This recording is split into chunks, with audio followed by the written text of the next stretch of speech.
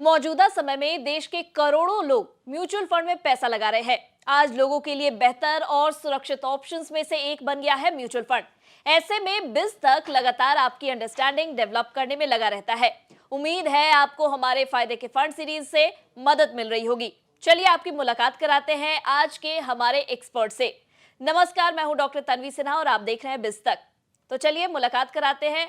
आज हमारे साथ जुड़े हैं Dikshit Mittal ji, fund manager and senior equity research analyst है LIC म्यूचुअल फंड के। बहुत बहुत स्वागत है दीक्षित जी आपका हमारे शो पर आने के लिए। थैंक यू तन्वी जी। जी दीक्षित जी, सबसे पहला तो मेरा यही सवाल होगा कि हम देख रहे हैं लगातार म्यूचुअल फंड की ओर लोगों का रुझान बढ़ता जा रहा है।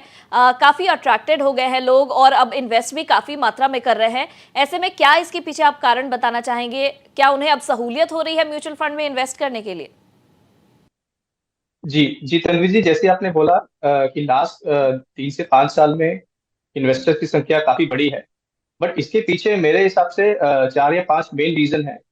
सबसे बड़ा कारण ये है कि अगर आप मार्केट की परफॉर्मेंस देखें, लास्ट 10 से 15 साल में मार्केट ने 13 से 14% का CAGR रिटर्न दिया है। बट उसके सामने अभी इंडिया की जो म्यूचुअल फंड इंडस्ट्री है काफी मैच्योर हो चुकी है। काफी स्कीम्स का लॉन्ग टर्म ट्रैक रिकॉर्ड बन चुका है। कई स्कीम ने 20 से 25 साल भी कंप्लीट कर लिए हैं, बट 10 से 5 साल में काफी फंड्स का परफॉर्मेंस हमको देखने में आ रहा है। तो आप कोई भी स्कीम देखेंगे, अगर वो टॉप परफॉर्मिंग नहीं भी है, मिडिल परफॉर्मिंग भी है, तो भी 15 से 16% का एनुअलाइज रिटर्न 10 से 15 साल में स्कीम्स दे रही हैं। तो आई थिंक बिकॉज इन्वेस्टर्स देख रहे हैं कि ओवर लॉन्ग टर्म स्कीम्स में म्यूचुअल फंड इंडस्ट्री अच्छा रिटर्न दे रही है, FD से फिक्स इनकम से बेटर रिटर्न दे रही है। तो रिटर्न्स को देख के नेचुरली इन्वेस्टर्स को एक नया अट्रैक्टिवनेस लगता है फ्रॉम एंटरिंग द मार्केट। जो सेकंड एक बड़ा रीजन जो मेरे हिसाब से है, एक ना रिस्क एपेटाइट। जो नई जनरेशन इन्वेस्टर्स की मार्केट में आ रही है, उनका स्लाइटली बेटर है risk appetite as compared to the previous generation. क्योंकि उनका मार्केट का रिस्क के सामने जो नजरिया है वो थोड़ा ज्यादा है, थोड़ा ज्यादा रिस्क लेने का उनमें क्षमता भी है। तो उसके कारण भी है कि वो नई जनरेशन के जो इन्वेस्टर्स हैं रिस्क लेने से डरते नहीं है to get the high returns. Thirdly I think जो है ईज ऑफ इन्वेस्टमेंट, जैसे आपने बोला कि अभी जो नए नए एप्स आ गए हैं, इवन हमारे AMCs का भी खुद का एप्स है। तो उससे मार्केट में इन्वेस्टमेंट करना बहुत इजी हो गया है। क्लिक के बटन आप रिडीम कर सकते हैं, जब आपका मन करे आप इन्वेस्ट कर सकते हैं। तो वो भी एक बहुत बड़ा कारण है इन्वेस्टर्स का मार्केट में बड़े वे में आने का। फोर्थ जो है रेगुलेटरी जो पुश मिला है। एक तो सेबी का जो फाइनेंशियल लिटरेसी की तरफ जो झुकाव रहा है, बट उससे भी बड़ा क्या है, जो ट्रांसपेरेंसी है प्रोडक्ट्स में। मेरे हिसाब से जो म्यूचुअल फंड इंडस्ट्री है, this is one of the most transparent industry in terms of the other जो आप देखेंगे इन्वेस्टमेंट के जो ऑप्शंस हैं। तो इसमें कोई भी इन्वेस्टर जब कुछ म्यूचुअल फंड में इन्वेस्ट करता है, उसको पता है कि कितना उसको एक्सपेंस रेशियो पे कर रहा है, कि अगर वो डिस्ट्रीब्यूटर के थ्रू जा रहा है कितना वो डिस्ट्रीब्यूटर को कमीशन पे कर रहा है, जो फंड मैनेजर को पैसा दे रहा है उस फंड मैनेजर का ट्रैक रिकॉर्ड क्या है, उसका क्या पोर्टफोलियो है, मंथली पोर्टफोलियो उसको मिल रहा है। तो I think one of the few जो बहुत कम प्रोडक्ट्स ऐसे हैं जिसमें इन्वेस्टर को इतना ट्रांसपेरेंसी मिलता है। तो इस ट्रांसपेरेंसी के कारण इन्वेस्टर्स का काफी ये म्यूचुअल फंड इंडस्ट्री की तरफ से झुकाव बढ़ा है। और लास्टली जो मैं एक मानता हूँ कि टैक्स एफिशिएंसी। जैसे कि आपने देखा होगा, अगर कोई इन्वेस्टर FDs में इन्वेस्ट करता है, तो एक 3 या 5 साल का जो भी टेन्योर है, FD जब मैच्योर होता है तो हमको टैक्स पे करना पड़ता है। बट म्यूचुअल फंड में क्या होता है कि विदाउट पेइंग टैक्स अगर हम रिडीम नहीं करते हैं तो मनी कंपाउंड होता रहता है। हमको म्यूचुअल फंड में तभी टैक्स पे करना है जब हमने रिडीम किया है, जो आपको गेन आया उस पर टैक्स करना है। उसके अलावा 5 साल, 10 साल, 15 साल, जितने साल हम रखें, वो विदाउट टैक्सेशन के इंसिडेंस के विदाउट हमारा मनी कंपाउंडिंग होता है। तो टैक्स एफिशिएंटली रिटर्न भी काफी अच्छे as a product mutual fund दे रहे हैं। तो आई थिंक ये 4 या 5 कारण हैं जो इन्वेस्टर्स समझ गए हैं इंक्रीमेंटली। आई थिंक और नए इन्वेस्टर भी जुड़ेंगे इस इंडस्ट्री के साथ, तो उसके कारण आई थिंक ये इसकी तरफ और आई थिंक इन्वेस्टर्स की संख्या बढ़ेगी आगे। जी, बिल्कुल, शेयर मार्केट में पार्टिसिपेट करने का एक सेफ ऑप्शन माना जाता है म्यूचुअल फंड और लंबी अवधि का अगर वो नज़रिया रखते हैं, तो ऐसे में उन्हें काफ़ी अच्छा रिटर्न भी मिलता है। तो धीरे-धीरे लोगों में ये जागरूकता तो बढ़ ही रही है। हम आपसे ये भी जानना चाहेंगे कि जब आप आंकड़े देखते होंगे, तो इस आंकड़ों के हिसाब से आपने क्या देखा है? किस तरह के म्यूचुअल फंड में लोगों का इंटरेस्ट ज़्यादा रहता है? किस सेक्टर में रहता है या किस कैटेगरी में वो ज़्यादा इन्वेस्ट करते हैं? जी। जी तन्वी जी, नॉर्मल जो ह्यूमन टेंडेंसी होती है, तो लोग नॉर्मली क्या होता है, बेस्ट परफॉर्मिंग एसेट्स को ही चेस करते हैं। तो आपने देखा होगा कि ऑफ लेट मिड कैप और स्मॉल कैप स्कीम्स में बहुत सा पैसा आ रहा है। उसका रीजन ये है कि लास्ट 3 साल, 2 साल, 1 साल का रिटर्न काफी अच्छा मिला है। As a category index level पे भी स्मॉल कैप इंडेक्स 30% सीएजीआर के ऊपर का रिटर्न देखे गए हैं। तो उसके हिसाब से ये सब कैटेगरीज में अभी पैसा ज्यादा आ रहा है। तो ये ह्यूमन टेंडेंसी है। बट मेरे हिसाब से अगर इन्वेस्टर्स को लॉन्ग टर्म वेल्थ क्रिएट करना है, तो ठीक है, मतलब large cap, small cap, mid cap, ये सब पे कॉल लेने के बजाय एक डाइवर्सिफाइड फंड में डालना चाहिए, फ्लेक्सी कैप या मल्टी कैप फंड में। तो उसमें क्या होता है कि आप इन्वेस्टर्स को तीनों कैटेगरी में इन्वेस्टमेंट करने का मौका मिलता है, और उनको ये कॉल नहीं लेना पड़ता कि किस स्मॉल कैप में बबल है या लार्ज कैप में बबल है। तो एक बैलेंस वे में आ जाता है। बट ऑफ लेट ऑनेस्टली मैं बोलूंगा कि जो पैसा अभी ज्यादा आ रहा है वो लार्ज कैप और मिड कैप फंड्स में ज्यादा आ रहा है। जी, बीच में हमने देखा था स्मॉल कैप फंड्स में इन्वेस्टर्स की संख्या काफ़ी बढ़ गई थी, लेकिन फिर से वो शिफ्ट हो रहा है और पूरा डायनामिक्स में बदलाव हम देख रहे हैं। आप अभी बात कर रहे थे मल्टी कैप फंड्स की, तो हम आपसे ये जानना चाहेंगे, अगर कोई न्यू इन्वेस्टर है और वो अपने पैसों को कहीं अच्छी जगह इन्वेस्ट करना चाहता है, म्यूचुअल फंड का उसने रास्ता तो चुन लिया है, लेकिन अब उसे पता नहीं है कि किस तरह के फंड्स में वो पैसा डाले, तो क्या आप मल्टी कैप फंड को ही सबसे फर्स्ट प्रायोरिटी आप मानेंगे या किस तरीके से वो अपने पोर्टफोलियो में अलग-अलग म्यूचुअल फंड्स को एलोकेट करें? जी, ये स्कीम लेवल पे जो अपने को चूज करना है, multi cap, mid cap, small cap या फिर फ्लेक्सी कैप, वो काफी हद तक इन्वेस्टर के रिस्क रिस्क एपेटाइट पे भी डिपेंड करता है। बट अगर कोई इन्वेस्टर रिस्क टेकिंग एबिलिटी रखता है और उसका लॉन्ग टर्म का नजरिया है 5 से 10 साल का, तो आई थिंक जो फ्लेक्सी कैप और जो मल्टी कैप कैटेगरी है वो आई थिंक मेरे हिसाब से बेस्ट है।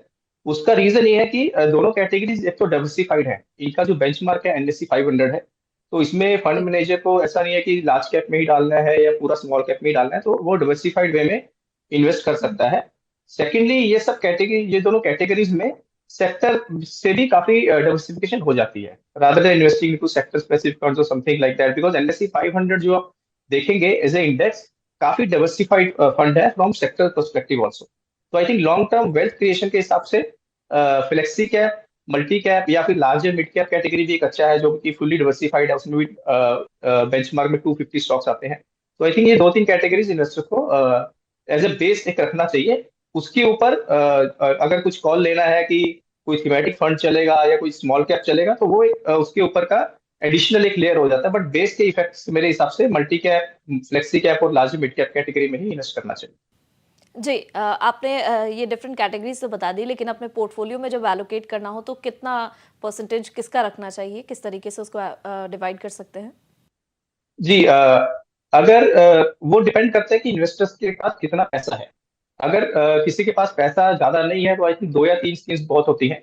तो आई थिंक मतलब एग्जैक्ट जो अपना एलोकेशन है वो डिपेंड करेगा उस इन्वेस्टर के रिस्क एपेटाइट पे, प्लस गोल्स पे, उनका फाइनेंशियल गोल्स क्या है। तो इसका जो सही उत्तर है वो तो फाइनेंशियल प्लानर्स ही दे सकते हैं या इन्वेस्टमेंट एडवाइजर जो रहते हैं। बट जो large part of the portfolio है, I think should be flexi cap और multi cap category. And then उसके ऊपर मान लो 50-60% आपने उसमें डाल दिया, देन 10 to 15% आप लार्ज कैप कैटेगरी में डाल सकते हैं, बिकॉज लार्ज कैप आपको एक स्टेबिलिटी देता है। वो लार्ज कैप फंड्स में इतना वोलेटिलिटी नहीं रहता है। एंड 10 to 15% आप स्मॉल कैप में भी डाल सकते हैं, बिकॉज वो आपको एक रिटर्न बूस्ट करके देता है लॉन्ग टर्म में। मिड कैप और small cap slightly better return दे रहे हैं आजकल, तो उसके कारण थोड़ा बूस्ट होता है। बट जो पोर्टफोलियो का बेस है वो डाइवर्सिफाइड फंड ही होना चाहिए।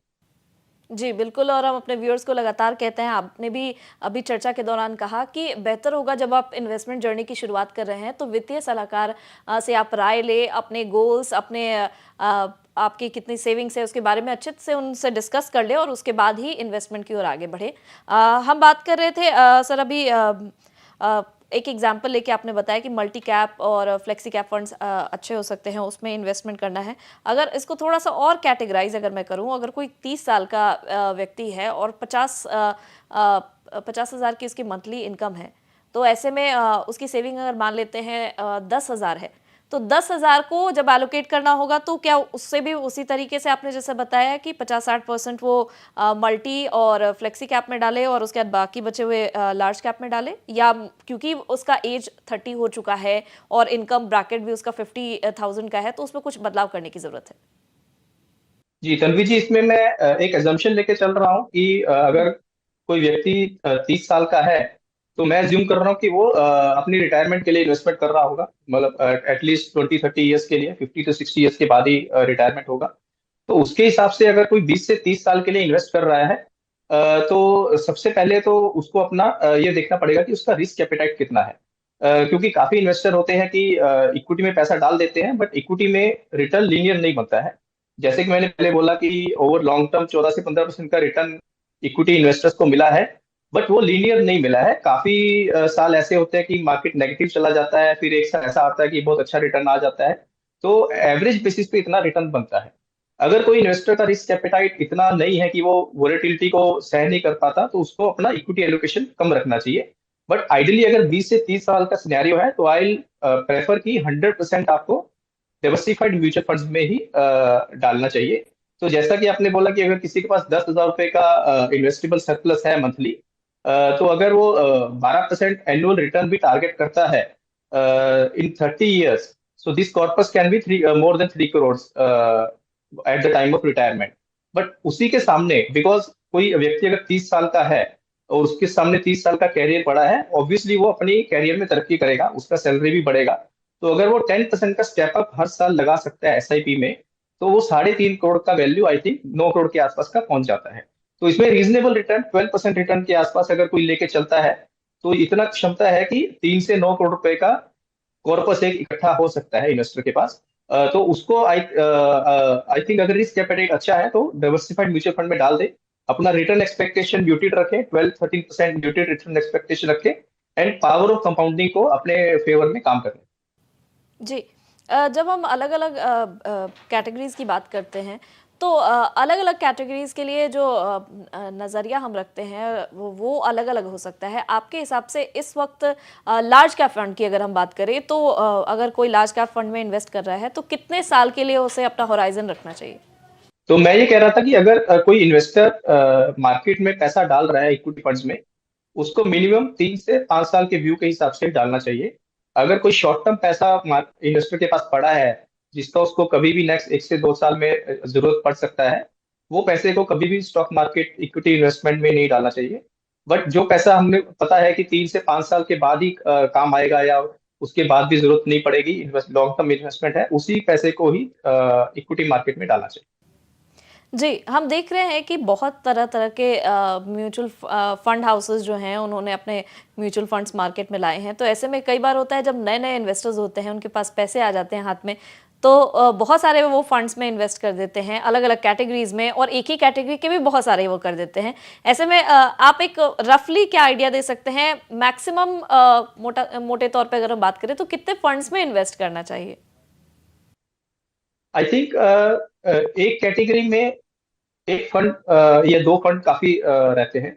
फॉर एग्जांपल, अगर किसी को फ्लेक्सी कैप, मल्टी कैप, वो सब में डालना है, तो I think overall, for example, आपने 15% लार्ज कैप में डाल दिया, 15% आपने स्मॉल कैप में डाल दिया, 50% आपने मल्टी कैप या फ्लेक्सी कैप में डाल दिया, तो आई थिंक 4 या 5 स्कीम्स इन्वेस्टर के लिए काफी है। बिकॉज उसके बियॉन्ड ट्रैक करना डिफिकल्ट हो जाता है। बट जो स्कीम में इन्वेस्ट किया है, उसको रेगुलरली ट्रैक करना चाहिए, बट इतना जल्दी भी चर्न नहीं करना चाहिए। 3 से 5 साल के बाद ही, एक साइकिल देने के बाद, उसका परफॉर्मेंस रिव्यू करना चाहिए।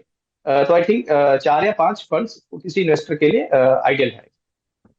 जी। एलआईसी की अब बात कर लेते हैं। एलआईसी म्यूचुअल फंड की अगर बात करें, तो कई कैटेगरीज में एलआईसी के म्यूचुअल फंड्स हैं, और अगर हम डेट फंड्स की बात करें, तो इसमें मैंने देखा था LIC mutual fund mid cap fund direct growth है, LIC mutual MF small cap fund direct growth है, ऐसे करके काफ़ी सारे लिस्ट हैं, और रिटर्न्स भी काफ़ी अच्छा दे रहे हैं। इस वक्त सबसे ज़्यादा लोगों के बीच में पॉपुलर कौन सा फंड है? जी, आज की डेट में तो जैसे मैं बोला कि मिड कैप और स्मॉल कैप पॉपुलर है। उसका रीजन भी है कि उनका रिटर्न काफी अच्छा आया है। बट एक और रीजन मैं शेयर करना चाहूंगा कि जो इंडिया का जो लिस्टेड यूनिवर्स है, बिकॉज हमारा जो पर कैपिटा इनकम है अभी $2000 क्रॉस हुआ है। तो जो भी अपना राइजिंग सेक्टर है डिस्क्रिशनरी, फॉर एग्जांपल मैन्युफैक्चरिंग हो गया, कंज्यूमर डिस्क्रिशनरी हो गया, वो सब ग्लोबल जो डेवलप्ड इकोनॉमी के सामने बहुत छोटे हैं। चाहे वो QSR स्पेस हो, क्विक सर्विस रेस्टोरेंट, चाहे वो रिटेल स्पेस हो, चाहे वो वाइट गुड्स का स्पेस हो, तो ये सब स्पेस में ग्रोथ बहुत हाई है। But in terms of size हमारा सेक्टर का साइज अभी बहुत छोटा है। तो उनका जो रिप्रेजेंटेशन है वो मिड कैप और स्मॉल कैप इंडेक्स में ही रिप्रेजेंटेशन हो रहा है। लार्ज कैप इंडेक्स में आप देखेंगे कि मेजर वेटेज होता है IT स्टॉक्स का, बैंकिंग स्टॉक्स का, ऑटो स्टॉक्स का। तो जो अपकमिंग सेक्टर्स हैं उनका रिप्रेजेंटेशन मिड कैप और स्मॉल कैप इंडेक्स में ही हो रहा है। तो उसके कारण भी इन्वेस्टर्स को है कि अगर मेरे को राइजिंग हाई ग्रोथ सेक्टर में इन्वेस्टमेंट करना है तो I should focus on mid cap and small cap as a segment. जी। अगर मैं बात करूं, अगर आपको कोई फंड अपना रिकमेंड करना हो, हालांकि LIC के सभी फंड्स अच्छे होंगे, लेकिन इसमें से अगर किसी को शुरुआत करनी हो तो किस फंड को आप सजेस्ट करना चाहेंगे, और उसके बारे में थोड़ा सा और डिटेल्स में हम समझेंगे। जी, जी तन्वी जी, अगर कोई इन्वेस्टर का रिस्क एपेटाइट अच्छा है, उसको मार्केट के उतार चढ़ाव से डर नहीं लगता है, तो मैं रिकमेंड करूंगा LIC का मल्टी कैप फंड। बिकॉज इस जी। फंड की खासियत क्या है कि जो एज ए कैटेगरी है ये बहुत ही डाइवर्सिफाइड कैटेगरी है। इसमें अगर आप इसका बेंचमार्क देखेंगे, उसमें 50% वेटेज दिया हुआ है लार्ज कैप स्टॉक को, 25% वेटेज दिया हुआ है मिड कैप स्टॉक्स को, 25% वेटेज दिया है स्मॉल कैप स्टॉक्स को। तो ओवरऑल ये fund across the market cap spectrum में डाइवर्सिफाइड फंड हो जाता है as a category. Plus because अभी जैसे काफी फंड हाउसेज होते हैं लाइक फ्लेक्सी कैप में, दो उनका मैंडेट होता है कि वो large cap, small cap, mid cap तीनों में डाल सकते हैं। बट उनका जो बेंचमार्क है फ्लेक्सी कैप का, वो लार्ज कैप ओरिएंटेड है। तो उसके हिसाब से जो बेंचमार्क जो मल्टी कैप का फंड है that is more oriented towards the mid cap and small cap, and this is more diversified fund. तो इन्वेस्टर्स जिनका रिस्क एपेटाइट अच्छा है दे कैन वो अपना मल्टी कैप देख सकते हैं। बट सेम टाइम पे काफी इन्वेस्टर्स उनका रिस्क इतना अच्छा नहीं होता, रिस्क टेकिंग एबिलिटी, उनको FD से थोड़ा सा ज्यादा रिटर्न का उम्मीद रहता है। उनको FD से डबल रिटर्न नहीं बनाना, 2 या 3% एक्स्ट्रा FD से रिटर्न मिल गया तो उसमें वो उनका गोल्स मीट हो जाते हैं। तो उनके लिए मैं सजेस्ट करूंगा balance advantage fund. Balance advantage fund एक ऐसा कैटेगरी है जिसमें इक्विटी का प्रपोर्शन बाकी फंड से कम रहता है, वोलेटिलिटी कम रहती है, और लॉन्ग टर्म में वेरी हाई प्रोबेबिलिटी कि FD से बेटर रिटर्न मिल जाते हैं। तो कंजर्वेटिव इन्वेस्टर्स के लिए मैं बैलेंस एडवांटेज फंड रिकमेंड करूंगा, और एग्रेसिव इन्वेस्टर्स के लिए मल्टी कैप फंड। जी। अगर पेयर कंपैरिजन करें, मैं बात कर लेती हूँ LIC म्यूचुअल फंड जो आपने बताया मल्टी कैप, उसके बारे में अगर हम बात करें और पेयर कंपैरिजन करें तो बाकी के कंपैरिजन में इसका परफॉर्मेंस आप कैसे इवैल्यूएट करते हैं और उसे बाकी अपने कॉम्पिटिटर से बेहतर कैसे बताएंगे? जी, जी, ये LIC का जो मल्टी कैप फंड है 1 साल पहले लॉन्च हुआ था, नवंबर 2022 में लॉन्च हुआ था। अभी लास्ट मंथ इसने 1 साल पूरा किया है। तो इसमें क्या है कि सब सब AMCs का अलग अलग तरीका होता है। तो इन्वेस्टर्स को rather than comparing AMC to AMC, उनको अपने गोल के हिसाब से देखना चाहिए कि उनको कितना रिटर्न एक्सपेक्टेशन है। तो LIC का मल्टी कैप फंड ने आई थिंक 1 साल में 20% का रिटर्न दिया है। उसका रीजन ये भी है कि मार्केट ने भी अच्छा परफॉर्म किया है। बट इसमें अगर ये पीयर से देखेंगे तो हमारे फंड में इस टाइम पे थोड़ा सा स्मॉल कैप और मिड कैप प्रोपोर्शन थोड़ा सा ज्यादा है एज कम्पेयर टू पीयर्स। उसका रीजन ये है कि हम लोग थोड़ा ग्रोथ स्टॉक्स की तरफ झुकाव रख रहे हैं, जो सेक्टर जहाँ पे ग्रोथ अच्छा है। और एक और चीज, हमारा जो डिफरेंशिएशन है मल्टी कैप फंड में, जो हमारे बाकी पीएस नहीं कर रहे हैं, हम इसको PEG रेशो पे चला रहे हैं, price earning to growth ratio. तो हमारा ये मानना है कि अगर कोई स्टॉक या सेक्टर बहुत हाई ग्रोथ पे ग्रो कर रहा है, वो हमको पी वैल्यूएशन में सस्ता नहीं मिलेगा, हाई पी पे ही मिलेगा। तो PEG एक रेशियो होता है, प्राइस अर्निंग टू ग्रोथ। तो हम कोई भी पी रेशो में ग्रोथ को फैक्टर इन कर देते हैं। तो ये हमारा फंड जो PEG रेशो पे काम कर रहा है। तो करंट हमारा जो मल्टी कैप फंड है उसका PEG रेशो 1.3 के आसपास चल रहा है। तो ये हमारा थोड़ा डिफरेंशिएशन है, बिकॉज हम लोग ग्रोथ इन्वेस्टर हैं, रेडी टू पे हाई बट फॉर ओनली वो कंपनी को पे करेंगे जो हाई ग्रोथ से ग्रो करे। जी। LIC के म्यूचुअल फंड ELSS वाले के बारे में थोड़ा सा हम डिस्कस करना चाहेंगे। कैसे इससे इन्वेस्टर्स को फ़ायदा मिल सकता है, और इसमें हमने देखा था कि लॉक इन पीरियड भी है। तो थोड़ा सा इसको एलैबोरेट बताएंगे, क्योंकि हम जो फ़ायदे के फंड सीरीज़ में बात करते हैं तो हमने ऑलरेडी इसके बारे में अपने व्यूअर्स को बताया है। अब एक्सपर्ट के ज़रिए थोड़ा सा और हम उसे अच्छे से समझना चाहेंगे। जी। ELSS कैटेगरी, जैसा कि आपको पता है कि इसमें डबल बेनिफिट होता है। एक तो टैक्स सेविंग होता है अंडर सेक्शन 80C इन्वेस्टर्स का, तो शुरू में ही आपका टैक्स बच जाता है according to your bracket. Secondly, आपको इक्विटी इन्वेस्टमेंट का भी बेनिफिट मिलता है, तो आपका इक्विटी में इन्वेस्टमेंट हो जाता है। और जो इसका मेजर जो बेनिफिट है कि इसमें 3 साल का लॉक इन होता है। तो इन्वेस्टर्स, जैसे कि मैंने बोला कि मिनिमम 3 से 5 साल का व्यू से इक्विटी मार्केट में आना चाहिए, तो बाय फोर्स इन्वेस्टर्स का 3 साल का पैसा इसमें लॉक इन हो जाता है। और काफी हाई प्रोबेबिलिटी हो जाती है कि 3 से 5 साल में वो अच्छा रिटर्न बना के निकलते हैं। तो इसमें टैक्स एडजस्ट करके देखेंगे तो रिटर्न काफी अच्छे आते हैं, बिकॉज एक तो शुरू में ही आपका टैक्स बच जाता है। अगर आप 30% टैक्स ब्रैकेट में है तो आपको 30% का टैक्स बच गया, प्लस उसके ऊपर इक्विटी अपना मैजिक दिखाता है, इक्विटी में रिटर्न बनता है। तो आफ्टर एडजस्टिंग फॉर टैक्स काफी अच्छा रिटर्न इन्वेस्टर्स को मिल जाता है, और एक सेविंग भी हो जाता है। जी, इस कैटेगरी में भी और काफ़ी सारे फंड हाउसेस होंगे, तो उसके कंपैरिजन में आप LIC के ELSS स्कीम को कैसे बताएंगे? कितना अच्छा परफॉर्म कर रही है, कब से है वो, और क्या आगे संभावनाएं हैं कि ये और ग्रो करेगी? जी। LIC का जो ELSS फंड है, आई थिंक मोर देन 10 साल कंप्लीट कर चुका है, उससे भी ज्यादा कंप्लीट कर चुका है।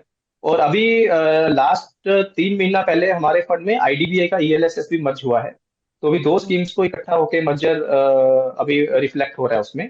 तो इसमें अगर आप देखेंगे, हमने जो एज ए स्ट्रेटजी इसमें डाला हुआ है ELSS फंड में, बिकॉज हमको पता है कि 3 साल का इन्वेस्टर्स का लॉक इन है, तो हमने इसमें हाई क्वालिटी कंपनीज जो जिनमें ग्रोथ विजिबिलिटी बहुत हाई है, 3 से 5 साल हमको लग रहा है कि काफी हाई, मोर देन, जैसे हमारा नॉमिनल GDP ग्रोथ 12 से 13% का नॉमिनल GDP ग्रोथ है।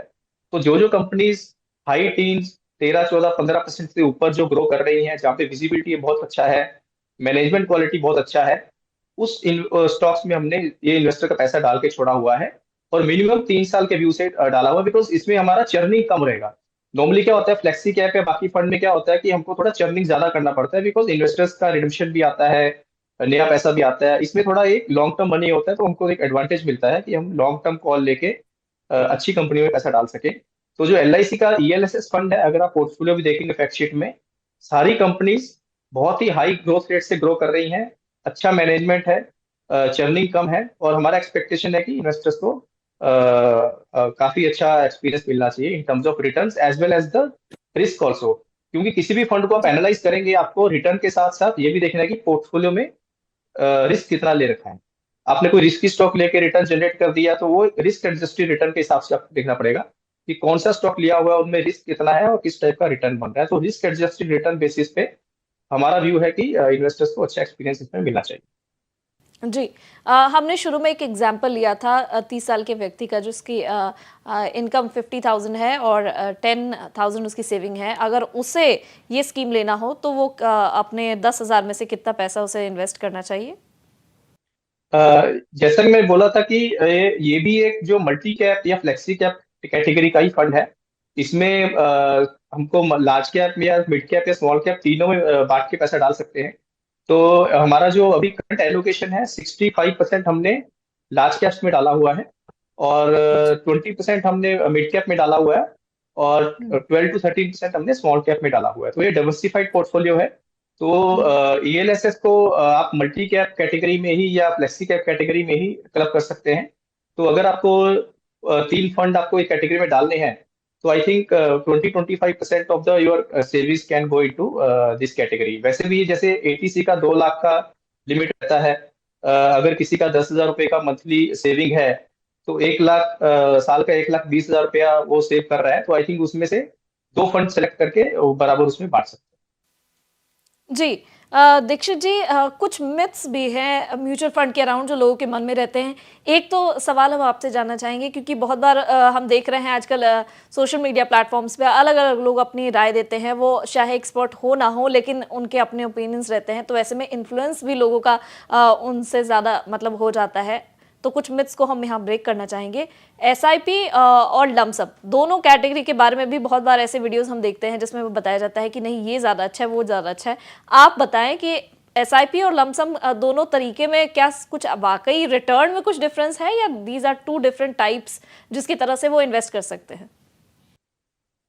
जी, मार्केट में जो इवेंचुअल रिटर्न इन्वेस्टर्स को मिलता है वो मिलता है टाइम से, मार्केट में कितनी देर तक टिके रहे, rather than timing the market.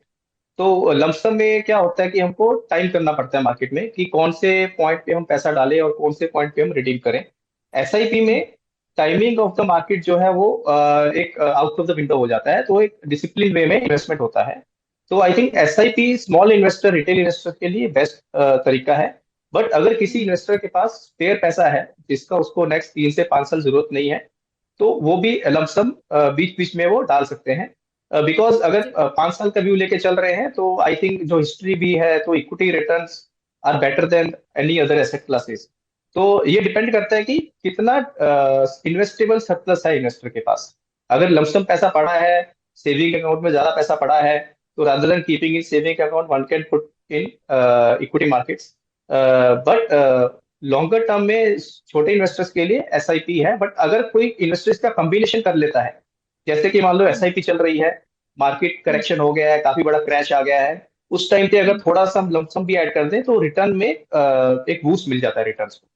तो कॉम्बिनेशन है, एसआईपी जारी रखें, मार्केट अगर बड़ा गिर जाता है तो लमसम भी डाल सकते हैं। जी, एक और सवाल लोगों के मन में रहता है, किस समय म्यूचुअल फंड में निवेश करें? वो भी मैंने बहुत सारे वीडियोस देखे हैं कि अगर हम देखें 1 महीने में, तो कोई बताता है कि मंथ के स्टार्टिंग में करना चाहिए, कोई बोलता है बीच में करना चाहिए, कोई लास्ट में करना चाहिए। क्या इससे भी कुछ डिफरेंस हो सकता है? जी नहीं, इससे मेरे ख्याल से तो ऐसा कुछ फर्क नहीं है।